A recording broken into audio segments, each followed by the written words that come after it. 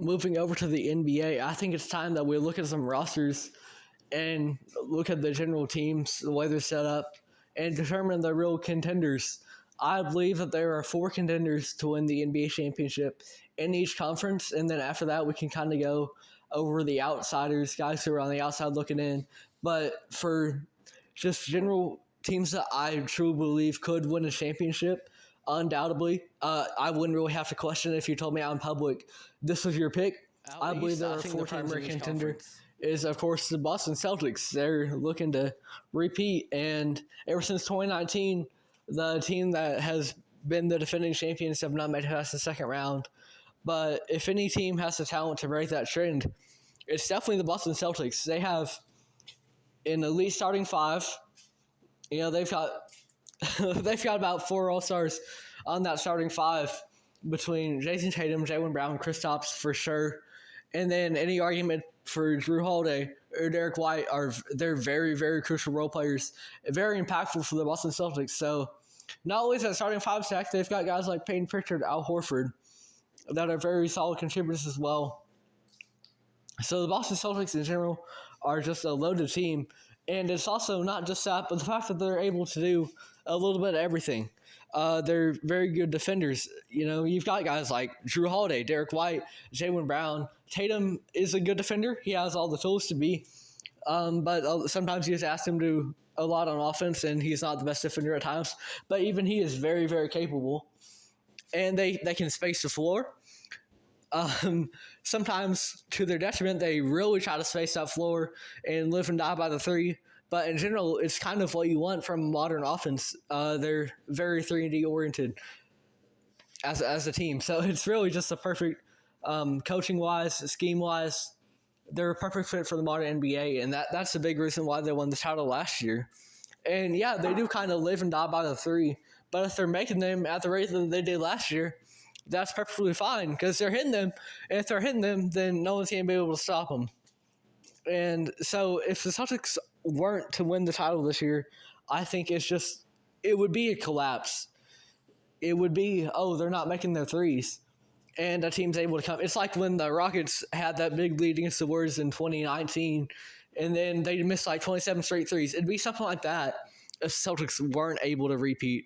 I think they absolutely have a chance to. And I would not be surprised if the Boston Celtics are hoisting the trophy once again. Now, as the Finals MVP, it was Jaylen Brown this past year. I think Tatum, in general, his mindset hasn't been what you would want out of a superstar. I think, in general, he can be a little bit more laid back than you would want him to be. But I believe that something like his running mate, his Robin, who was supposed to be his Robin, Jaylen Brown, winning the Finals MVP, I think that could very well be motivation for Jason Tatum to take that next step into superstardom and be the guy solidified for the Boston Celtics. Because in the eyes of a lot of NBA fans, Tatum is kind of a fake superstar, right? And I think some of that comes down to the fact that we're spoiled by guys like LeBron and Curry being so great and so undeniably dominant for so long. But I think just Tatum not being the Finals MVP, I hope that puts a chip on his shoulder, and if it does, the Celtics are going to be even more than New York Knicks. Now, this kind of goes without saying, right? Because this roster is super, super talented. Even with the loss of Dante DiVincenzo, just to list, and Julius Randle, just to name off some players for you, you've got Jalen Brunson, Karl-Anthony Towns, Mikal Bridges, Josh Hart, OG Anunoby. This team is stacked. And they've got grit, too. This isn't a team I worry about coming from behind. This is a team that I very much trust. They've got guys like Josh Hart that can go out there and play 48 minutes a game if they have to, if that's what they need to, be out there every single minute of the game and impact the game, because Josh Hart does a little bit of everything, right? So if you need him to go out there and just be a positive on both ends, he can do that for 48 minutes. And Tom Thibodeau, especially as being the coach, we know that he loves to run his guys out there for a long time. So I can absolutely see that. And so the Knicks are a team I absolutely trust coming from behind, because Thibodeau is going to play his starters if he's going to do anything. And even off the bench, you've got young, promising guys like Miles McBride. And I think the Knicks could be very, very serious contenders this year, no doubt. Does the loss of Dante DiVincenzo hurt? Absolutely. He was very, very good for them last year. But I think as well, a guy like Mikal Bridges can kind of slot in and fill that role, if not more, because we saw it when he was in Phoenix. Mikal Bridges is an elite role player, one of, if not the best in the league, and he was just asked to do a little bit too much in Brooklyn because you're not going to win much with Mikal Bridges being your number one scoring option. So for him to be able to go back to being, that third or fourth guy behind JB, behind Cat, I think it's going to do wonders for Mikal, and he'll be able to lock in that defensive side of the end. Teams don't want to play Josh Hart and Mikal Bridges. I'm going to tell you that right now. And, speaking of Cat, just bringing him in, Mitchell Robinson's going to be out to January. So bringing in Cat is huge. It shows up at the center position. The Knicks don't have a lot of flaws on their roster in terms of whatever it might be, whether it's on the court players and tangibles from guys like Hart. The Knicks have very little flaws in their game, and they can absolutely be championship contenders. I think that the Celtics are A1, and they're kind of in a tier on their own, but the Knicks are by far at the top of tier 2. The 76ers. Now, this is a team that has kind of experienced playoff lows in the past, led by the James Harden and Joel Embiid duo. Harden's out of town now. Joel Embiid's still here. But last year, he really was pretty solid in the playoffs. It was just a matter of the fact that he got injured. And I think last year, Embiid kind of took a step in a positive direction. Now, the year before, he had won MVP, and a lot of people said, oh, that's a fraudulent MVP. But this past year, he was on pace to get a real deserved MVP. And it only didn't happen because he got injured. But he was averaging about 36 points a game. Embiid, if he's anything, he's a lethal scorer. He's a bucket no matter how you want to put it. Whether he's a free throw merchant, whatever he is, those points are getting on the board. And in the playoffs last year, he was really solid too. I believe he was averaging 30, and he just happened to be injured and couldn't always play, and so that's what really was a detriment. But he wasn't a playoff dropper, and I think Embiid showed us last year that he's really got what it takes, and he turned a corner. So I trust Joel Embiid more than I ever have when it comes to a playoff setting, and I don't think that's going to be to the detriment of the Philadelphia 76ers this year. Another guy they brought in, he calls himself Playoff P, but he has had some struggles in the playoffs in the past couple of years. That's Paul George. I think a lot of the reason Paul George hasn't had the best playoff runs as of late is because, much like I mentioned with Mikal Bridges, how he shouldn't be Brooklyn's number one scoring option, I think Paul George was asked at this point in his career to do a little bit too much for the Clippers because not only was he definitively the number 2 guy behind Kawhi Leonard, oftentimes, Kawhi would deal with injuries, so Paul George became the number 1 guy. And I think at this point in his career, PG-13 is not cut out to be the clear-cut number 1 guy on a championship team. And that's perfectly fine. Guys age. And as they get older, their physical abilities might start to regress a little bit. And that's okay. That's what happens. That's the nature of the game. So I think Paul George being able to be behind Joel Embiid and Tyrese Maxey, he can kind of lock in on that defensive end again.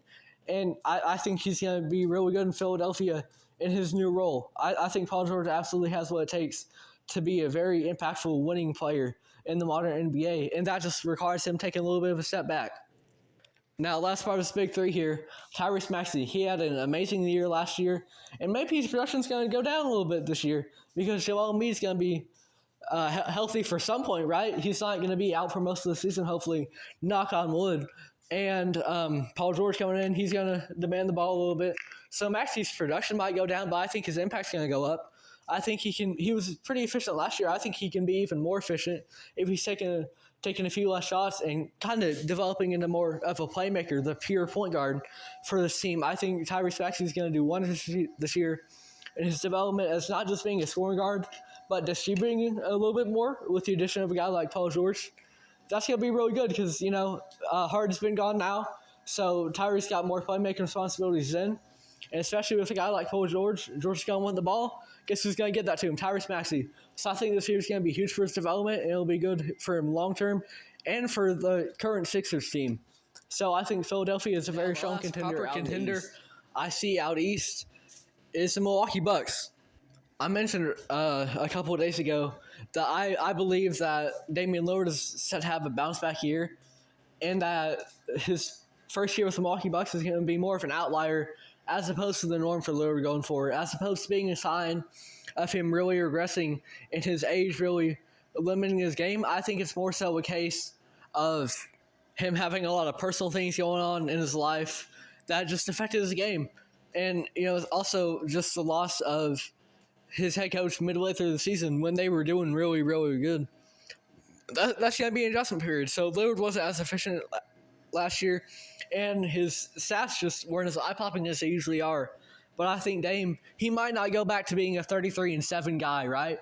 And that's okay, because hardly anybody is in this league.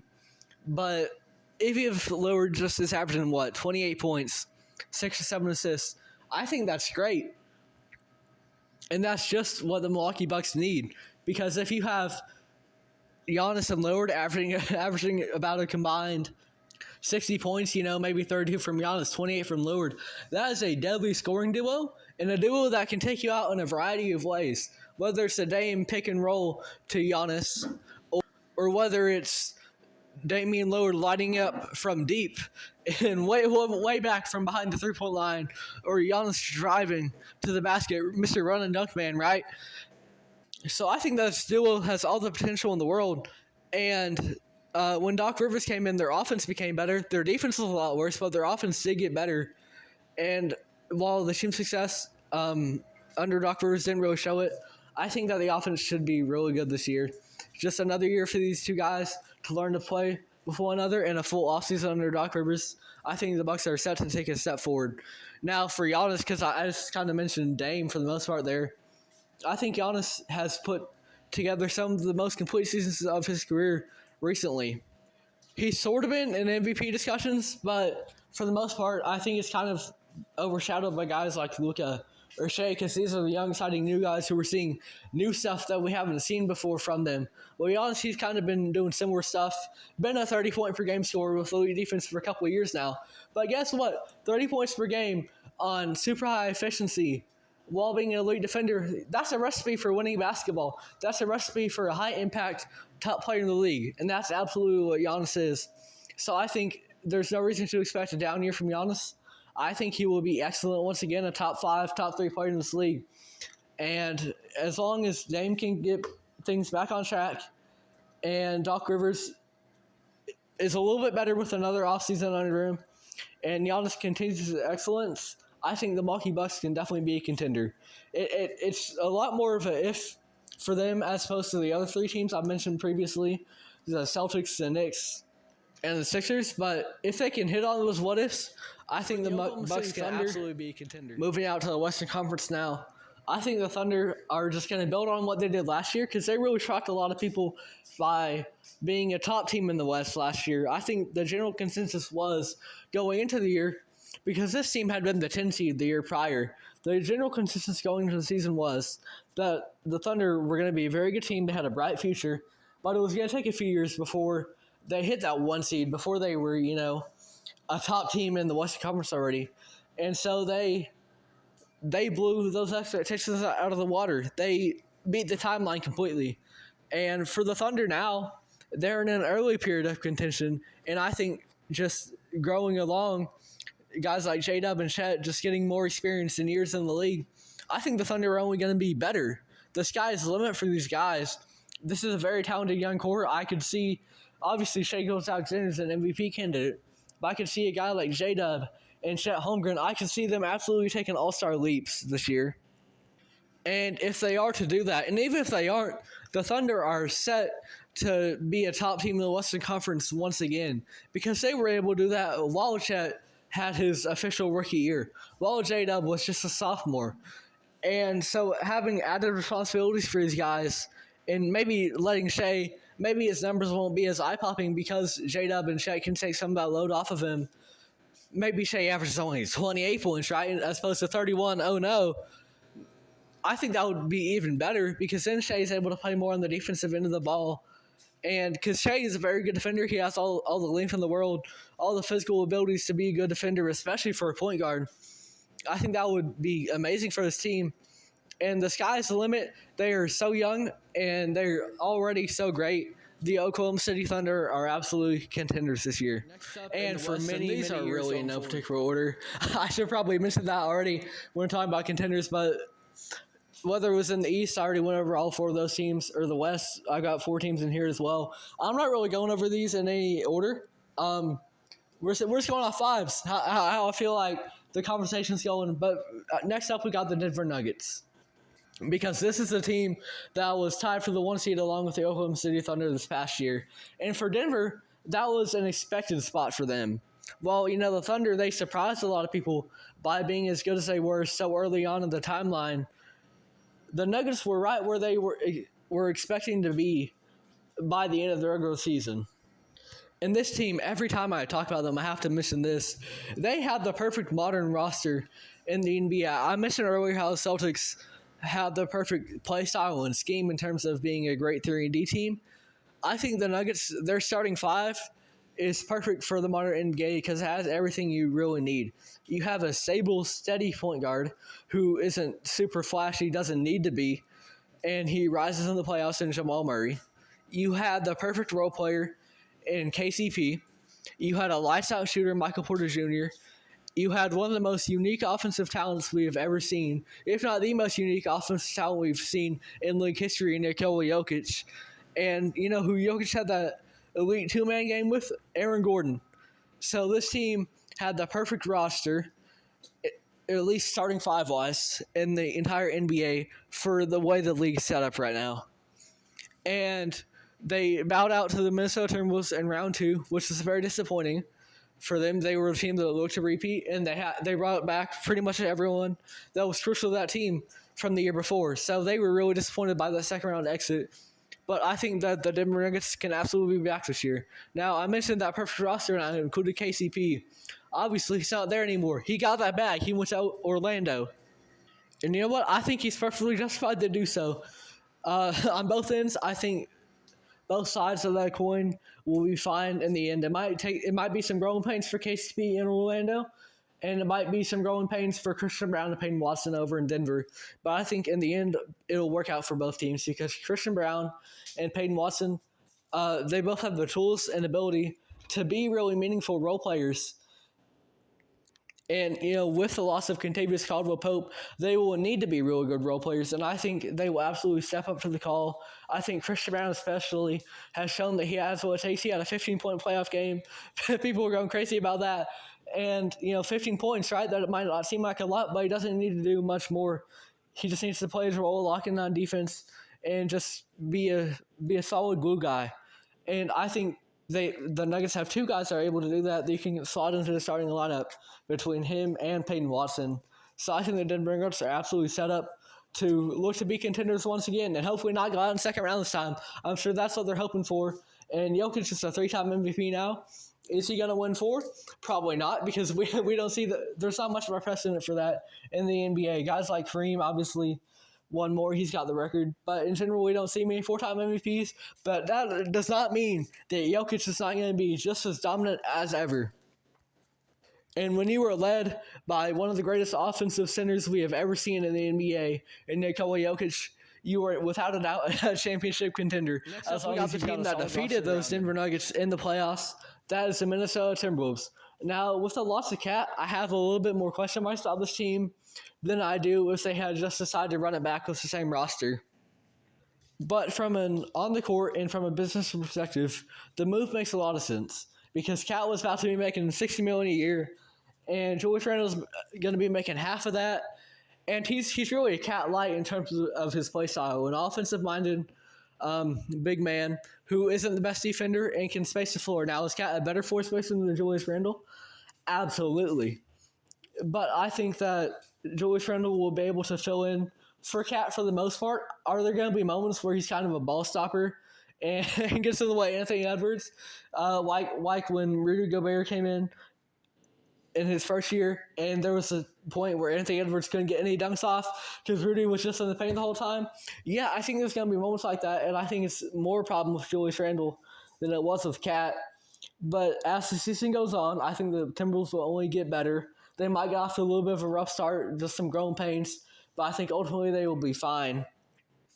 And the big addition for them, in my opinion, is Dante DiVincenzo. I think he's just going to be very valuable. You can, if Mike Conley was to get hurt, you just wanted him to have a lesser role, you could have an Dante DiVincenzo backcourt some nights. I think that's absolutely fine. Dante plays his role perfectly. He's a lights-out shooter. and I think he's a very, very key piece for this team moving forward. Some other guys on this roster, Rudy Gobert is one of the best defenders we've ever seen, and he's got the accolades to back it up. You can say what you want about Rudy. He's a 4-time DPOY now, tied for the most in history. And he's not Dikembe, but he's not Ben Wallace, but he's an elite defender in his own right, and one of the best defensive anchors that we have seen in modern NBA history.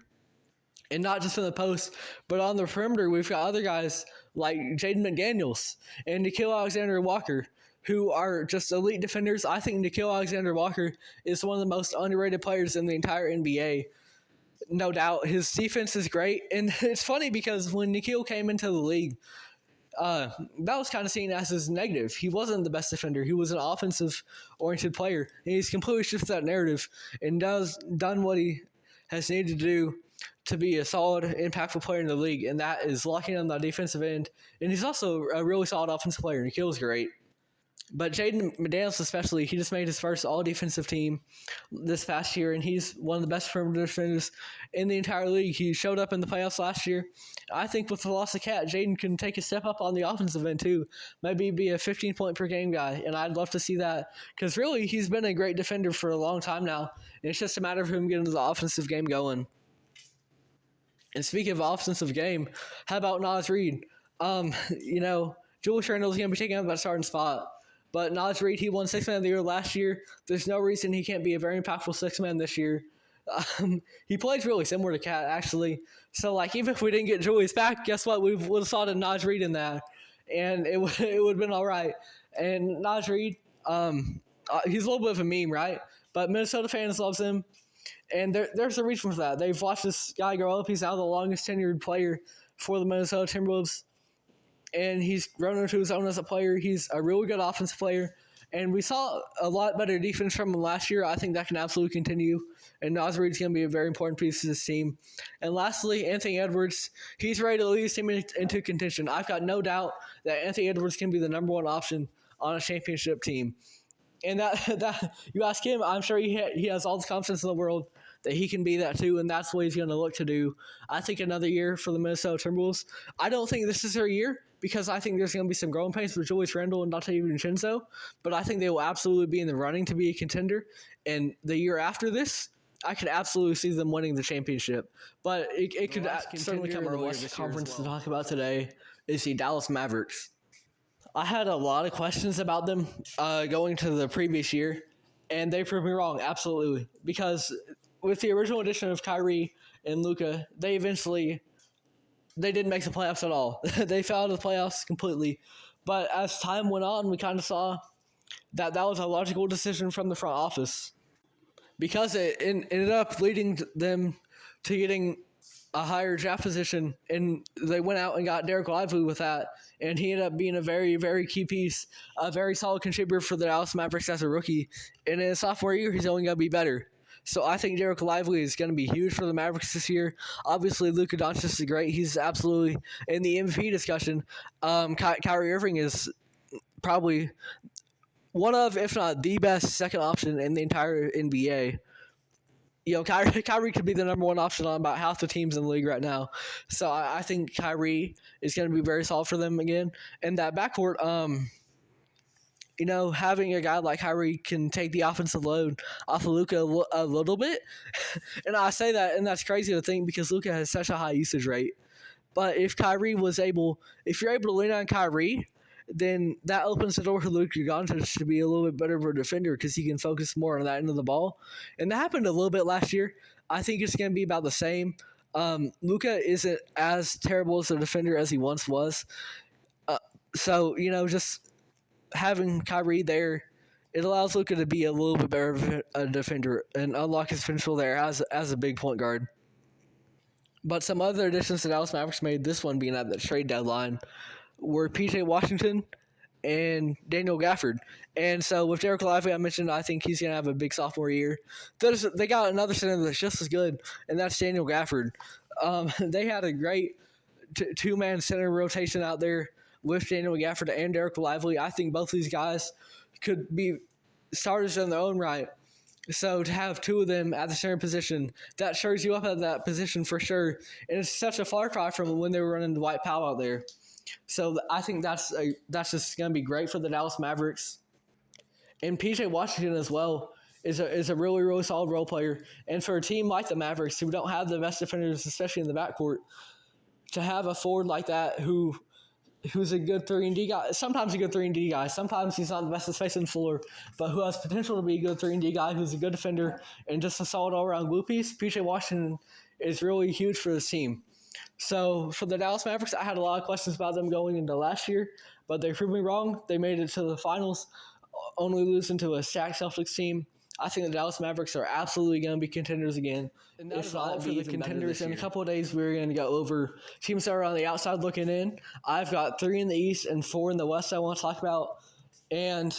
But just in general today, I wanted to go over the true contenders. I think there's 4 in each conference, which is really rare because usually the East is seen as a lot weaker than the West. But right now, it's pretty even in terms of the top teams.